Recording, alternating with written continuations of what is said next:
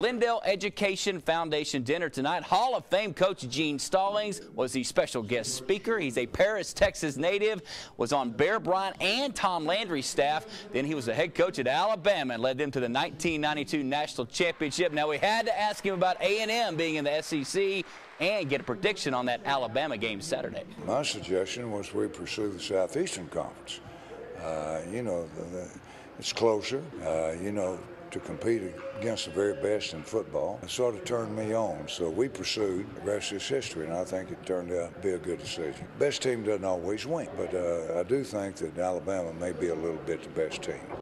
A little bit the best team. Thank you, Coach, for coming to town tonight. That game, of course, 2:30, Bama, A&M, right here on CBS 19. Ooh. Long night of predictions for me. Got to come up with JT Lee tomorrow and the Bama A&M game. I'm going to surprise some people. Surprises both tomorrow? picks. Can you tell us tomorrow? Yeah. All Keep right. the drama going. Thanks.